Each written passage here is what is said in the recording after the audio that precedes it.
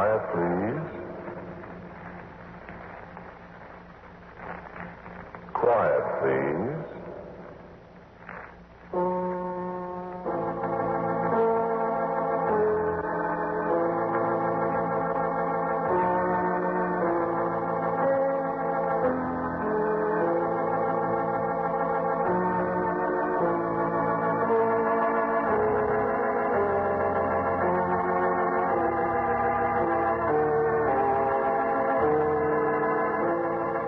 The Mutual Broadcasting System presents Quiet, Please, which is written and directed by Wyllis Cooper and which features Ernest Chappell. Quiet, Please for tonight is called Clarissa.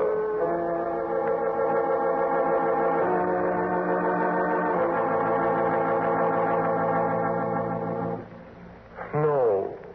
He was dead before the fire started. I've told you that a dozen times. No, I can't prove it, of course not. You'll just have to believe me. Take my word for it. I can't prove he was dead. You can't prove he wasn't. And anyway, what difference does it make? Now, I'm sorry. I can't hear you very well. Yes. Well, all right. It was an old black shell of a house. A house that has lived too long. A house where the floors groaned in pain at night, where the windows shuddered at the gentlest touch of the wind, where door latches suddenly gave up their grip and let the night come sniffing into the house to paw at your eyes and wake you to the other silences that lay around you. It was never warm there. In the winter, old Heinz kept a fire going in the fireplace in the old sitting room, but the logs were scrawny and the draft was bad. And the flames seemed to grudge us their warmth so that we shivered all through the day. We're glad when night came and we could escape to the meager comfort of the drafty bedrooms. And in the summer, there was a dampness about the place. An unhealthy clamminess drifted from the walls and stirred uneasily among the ancient smells of decay that clung to the place. Well, I suppose you could call old Heinz a character. You said you didn't know him? An immigrant from the Rhineland sometime in the early 70s. That would make him, let me see, how old? Ich war im Rheinland geboren. In der Jahrzeit 1862. That's right, 1862. He was an old man, but he never appeared old. You might have taken him for a vigorous man of 60. His hair and his scraggly mustache were jet black. I suspect he dyed them regularly. And his blue eyes seemed as keen as those of a boy of 18. And he'd never been away from the house for a single night, he used to say, from the day he bought it and moved into it in 1888. And it was an old house then. Yes, I spent some very dreary days and nights in that house. What? I couldn't afford a better place to live. No, people don't go to live in a haunted house if they can find another place, you know.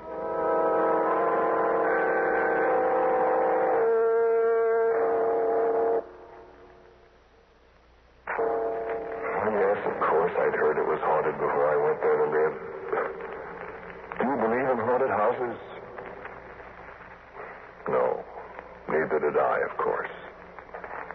Well, I agree, it did look like a haunted house.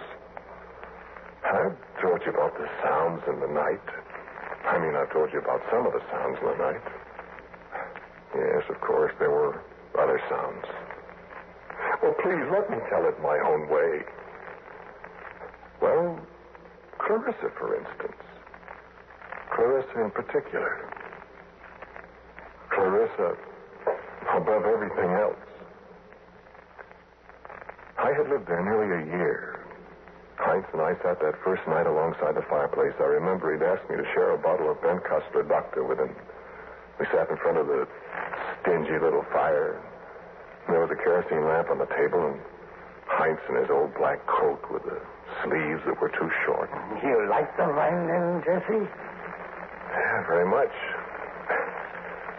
Very much. I have not much left. This is from before the war when it was easier to get, you see. But now, well, it is almost their last.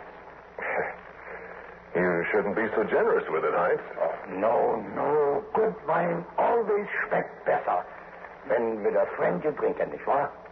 A little more? Not for a moment, thanks. Yes, to sit by the fire and look down into the coals and see images of the scenes past. And drink wine and see the images grow clearer. It is good in the old age. You've lived here alone for a long time? Yeah, for a long time. Long time. I'm used to it. Used to the lights and the little fire and the silences. Yes.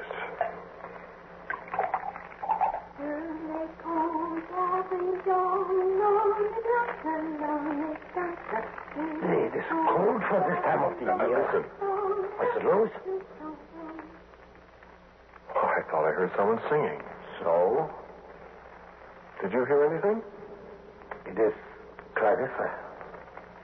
What did you say? Clarissa, my daughter. Well, I didn't know you had a daughter, Heinz. Yes. Mr. Mulvine. No, thanks. I haven't seen her around. No. Well, is she...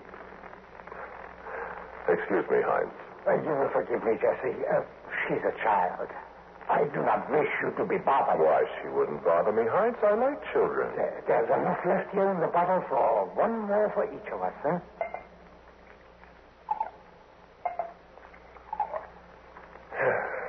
Thank you, Heinz. And yes, schlaf wohl.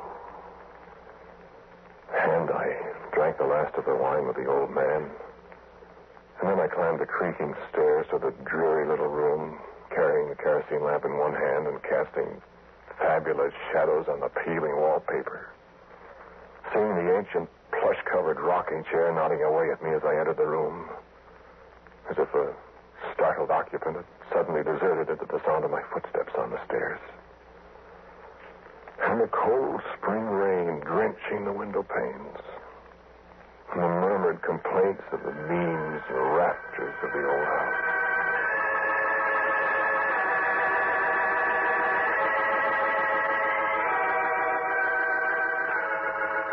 The pleasant, musty fumes of the wine I had drunk kept sleep away for a while when I'd blown out the lamp. And the melody of that children's song flowed again across my mind as I lay there. My thoughts wandered to the lonely child that dwelt in the haunted house with the old man and the newcome student. I smiled to myself as I thought, now that settles the question of the house being haunted, doesn't it? People have heard the little girl singing to herself in the night. They've not known that a little girl lived here, too. And that's the ghost. And I smiled again at superstitions. And another idle thought struck me.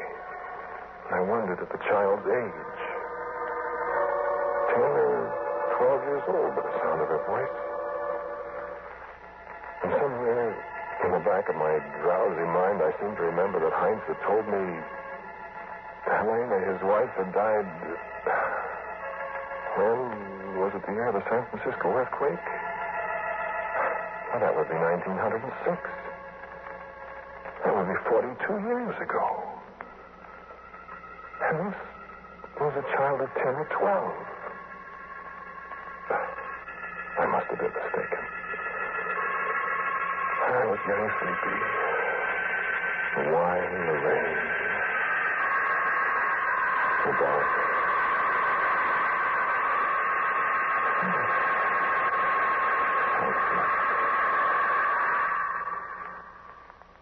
Well, you wanted the whole story. I'm telling it to you. In the morning, Heinz was working in his garden, and the early sun made the old house seem a little more cheerful, a little more livable. There was a tinge of green through the gray of the fields that surround the house, and Heinz told me he'd seen a robin.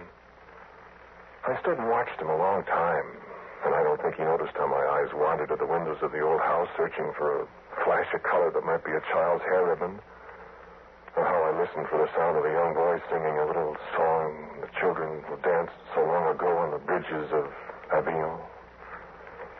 I didn't even notice that I was humming a song under my breath. Sur les ponts d'Avignon. Clarissa's song, eh? What? Oh. That's Clarissa's song. That kid used to sing it when I was young. Yeah, my wife is French. She taught the song to Clarissa. Oh? Yeah, it is an old song. How old is your daughter, Heinz? How old? Oh, she's young. Is she pretty? Oh, yeah. Yeah, breakfast. Coffee. I found it on the stove. Clarissa made it. Oh, did she? You'd better go to work now, huh? Yes, I suppose so. You don't need to keep the little girl out of sight on my account, Heinz. I like children. Oh, she bothered you. Oh, no, I've got a little sister back home. Oh, yeah? Miriam. She's 11. Clarissa is older. Oh? Miriam's got bright yellow hair. Clarissa has dark hair. Yeah, I got a picture of her here. Oh, so? Oh, she's very pretty. I have no picture of Clarissa. No, that's too bad. Well, I'll see you tonight, huh? Yes? Yes, sure, Heinz.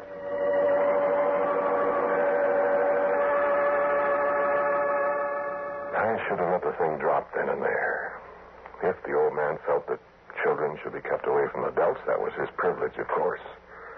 And although I was often lonely for other company than the old man, I was a dweller in his house, naturally subject to his wishes. My work? No, I never left the place. My book? Oh, I was writing a book. No, not very exciting. Mathematics. I have some theories. No, the book is gone. The fire, you remember? I could understand Heinz. I thought he obviously had a great respect for a man's work, especially a work of such apparent erudition. I must not be disturbed. I might stay in my room day and night with my slide rules and my profile paper and my broken flower pot full of sharpened pencils. I was not to be disturbed. But how many times I wished for the happy sound of my little sister Miriam's gay laughter. Found myself listening for the lilt of the little girl song that she used to sing, and that Clarissa knew, too. Heinz mentioned Clarissa occasionally. I sometimes wish that I could have sent Clarissa to school, Jesse. Well, it's too bad you didn't. Always there was never enough money. Why, there are schools. Public schools, Heinz. No, not for Clarissa's free schools. You know, I wonder. Wonder? Well, children are supposed to go to school. I'm surprised that the school authorities haven't been to see about sending her. The police? Oh, no, not the police. But there are laws about schools. I mean, you might find yourself in trouble if they discover you have a daughter school age. They will come here. Well, if they find out. Jesse, you will not tell. Now, look here, Heinz. You're not being fair to the child. Yes. No, really, I mean it. Hasn't she ever been to school? I teach her a little. Well, Heinz, it's none of my business. But you're doing her a very serious harm. No. Listen, Jesse. You don't tell anybody about her. Well, I don't know, Heinz. If they come and ask me... Jesse, listen. I tell you something. Well? Clarissa can't go to school. Well, why not? I told you it doesn't cost anything. It is not that. Well, then? She's not well. Oh. Oh, I'm sorry, Heinz. Look, would you like it if I gave her a little of my time and taught her some of the elementary... No, please, don't. Well, I'd be glad to. No. Well, have it your way, Heinz. I don't mean to intrude on your affairs, but after all, a child... I'm sorry, Jesse. I thank you, but no. All right. Forget it.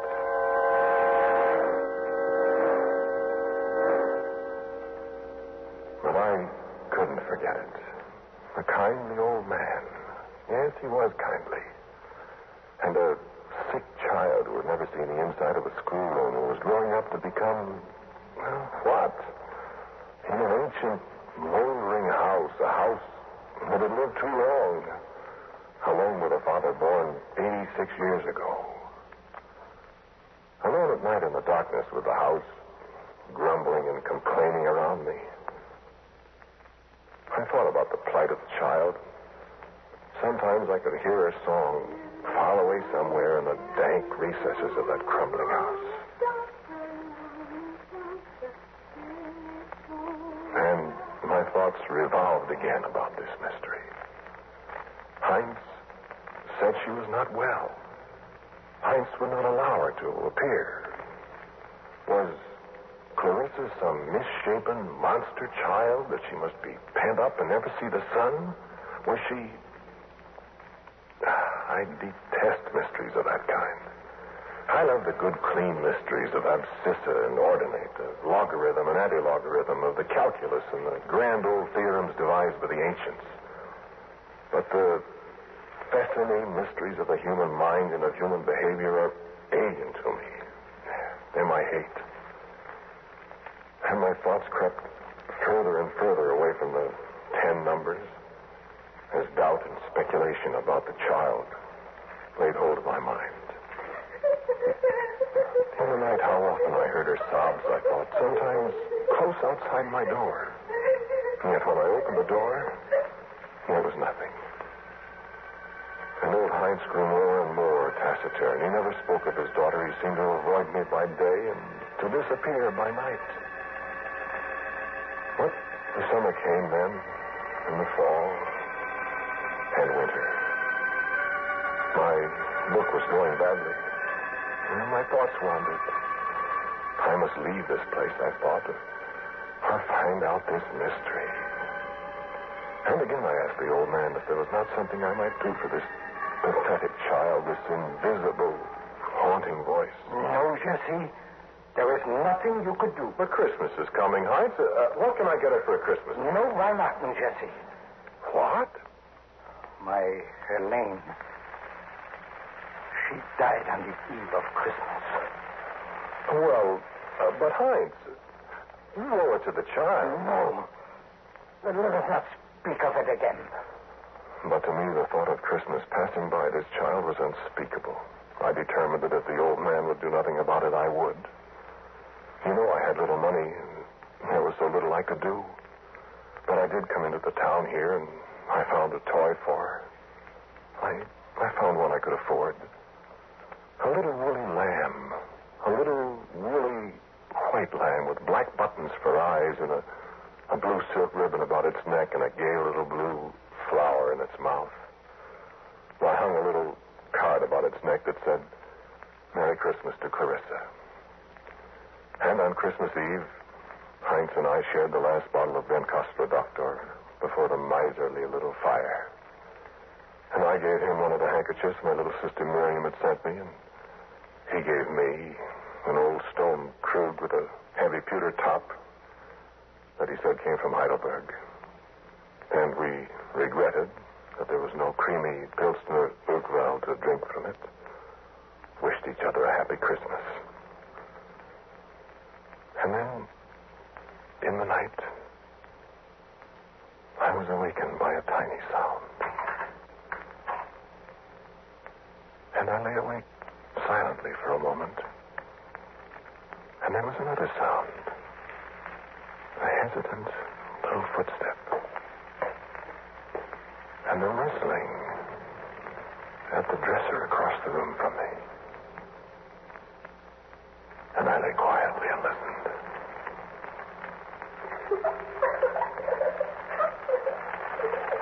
Is that you, Clarissa? Is that you, Clarissa? Do you like it? Good. Happy Christmas. I'm sorry, that's all I could get you. But I hope you like it. I felt the touch of a tiny hand on my shoulder, and lips brushed my cheek, and the door closed. And the sound of her voice in the little song was happier now than I'd ever heard it.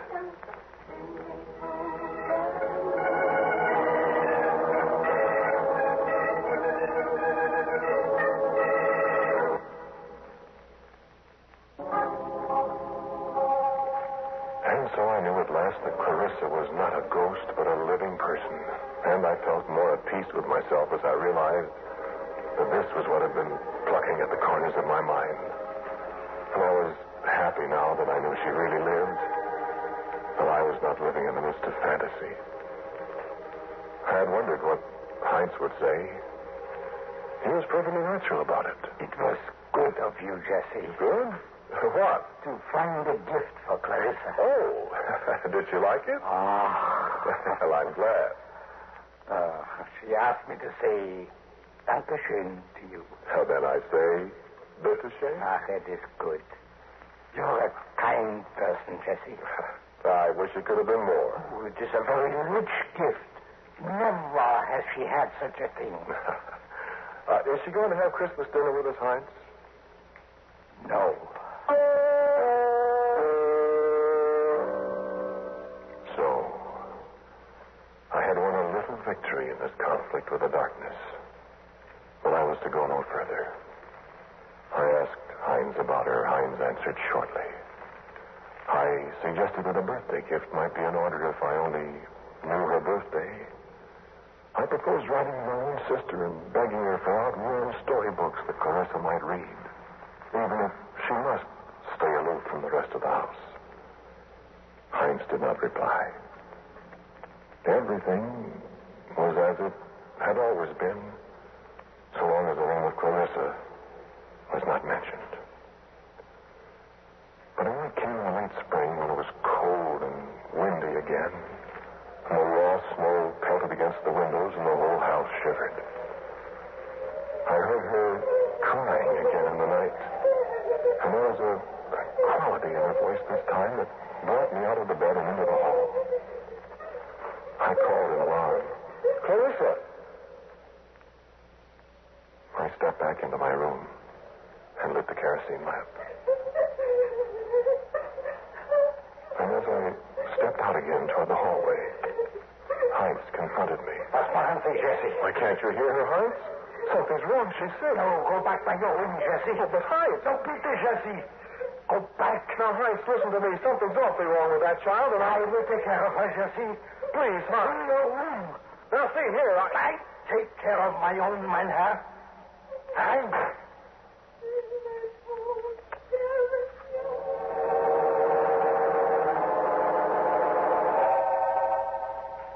I reached for the door at once, but it was locked from the outside.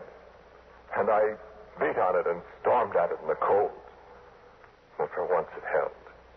I screamed at the father, threatening every kind of vengeance on him, till at last I suddenly realized that I was being hysterically silly. In the silence, I could hear nothing but the moan of the wind around the rusty cornices of the house and the hiss of snowflakes against the window. And I sat down, shaken, bitter at myself for giving way to such an outburst over a child crying in the night. And at last I lay down again. And in the frosty silence of the early dawn, I fell asleep. And when I awoke hours later and found my door unlocked again, Heinz was not to be found. Not that day, nor the next. I tramped through the house, opening doors, calling him, calling Clarissa. There was not a sound to answer me. I found a little wood and made a miserable fire. I suppose I ate. I don't remember any too well.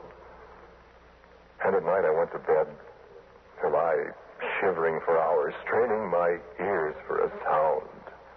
The sound of a child's song. The sound of a father's footstep in the cold darkness. was morning, nearly morning. Gray fingers of morning plucking at the frost-rimed windows. And I awoke to see Hines standing beside my bed.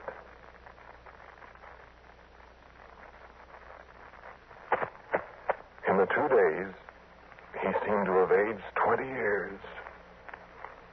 He was an old, old man. He spoke to me. Jesse, my friend. What's the matter, Hines? No much matter, Jesse. I am dying. Hines. It is finished now, Jesse. Ernest is trouble. Well, here, sit down. No. Hear me. See, the key to Clarissa's room. You take it. Oh, is she all right? Hines! Too late for me now. Go. Clarissa's room. Do what is to be done. I lifted him to the bed. I bent over him. I listened for his heart. There was no sound. Heinz was dead. Yes, just as I told you before, he died. He died there in my room, yes. What? Oh, yes. In the little half-light, I found the kerosene lamp and I lit it. I took the key from the floor where he dropped it. No. I found the room very easily. It was at the far end of the hall. I called. Clarissa? Clarissa? And there was no answer. So I unlocked the door. And holding the light above my head, I walked over to the bed. And there, lying on the bed, dressed in a pinafore that might have come out of the 10-year drawing in Alice in Wonderland, clutching a little woolly lamb to her breast, there lay a tiny, old woman with long white hair braided into pigtails. Clarissa. And I knew why I hadn't heard the little song for 2 days. And so when the lamp dropped out of my hand and the flames started licking around the dry as dust draperies and the fragile old oaken boards on the floor, I turned and went out of the house. Well, what else was there to do? The house had lived too long. And so had the father and daughter who dwelt there.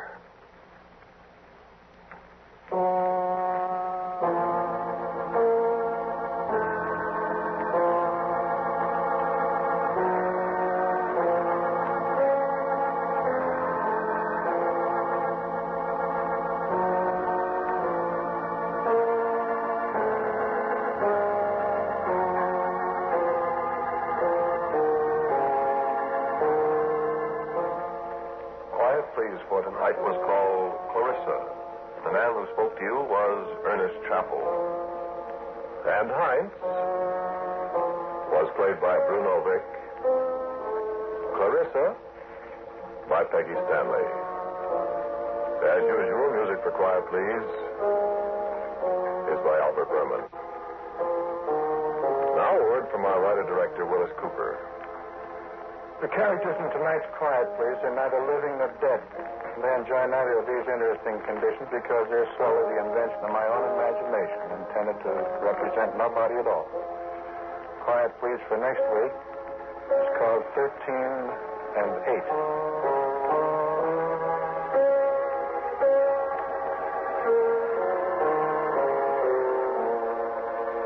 And so until next week at the same time, I am quietly yours, Ernest Chappell. Quiet Please comes to you from New York. This is the world's largest network serving more than 450 radio stations, the Mutual Broadcasting System.